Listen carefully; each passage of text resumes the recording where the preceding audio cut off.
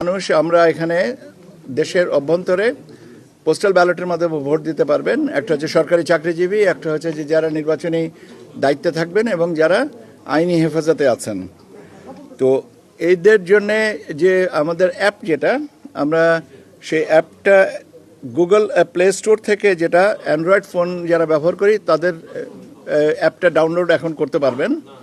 আমরা এখনও এই অ্যাপল স্টোরের যেটা আইফোন ব্যবহারকারীদের ওই অনুমোদনটা এখনও পাইনি, যদিও একসাথে আমরা অনুমোদনটা প্রসেস করেছিলাম, কিন্তু আমরা অ্যান্ড্রয়েড সিস্টেমের যেটা আছে সেটা থেকে আমরা এই ডাউনলোড করতে পারছি।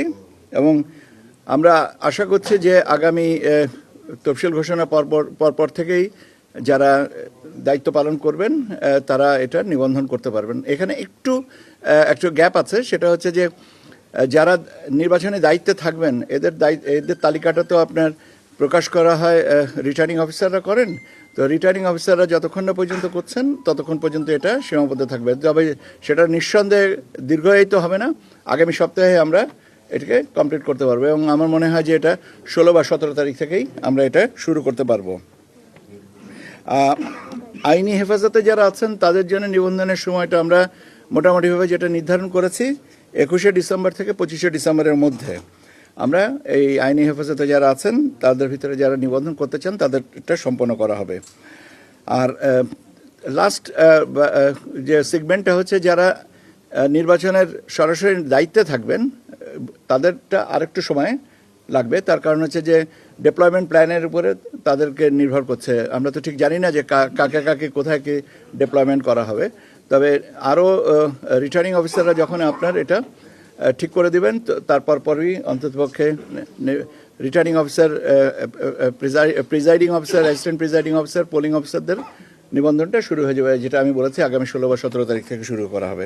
আমাদের তফসিল ঘোষণার সাথে সাথে কতগুলো পরিপত্র দেওয়া হয় এবং সেই পরিপত্রগুলো রেডি করা আছে, আমরা করব।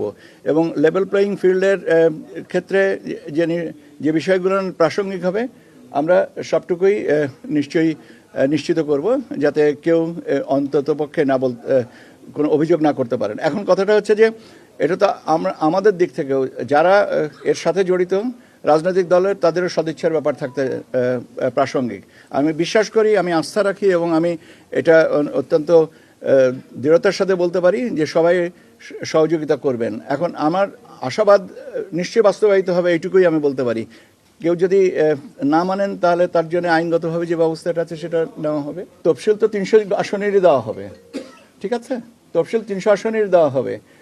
আমি তো আপনাকে বললাম যে গাজীপুর এবং বাগেরহাট নিয়ে যে বিষয়টা আসছে সেটা নিয়ে আমরা কাজ করছি। মাননীয় আদালতের আদেশ অনুযায়ী একটা সংশোধনী এটা নেওয়া হচ্ছে। রিটার্নিং অফিসার যারা হবেন তারাই রিটার্নিং অফিসার হবেন। এটা যথাসময়ে পরিপত্রগুলো তো পাবেন।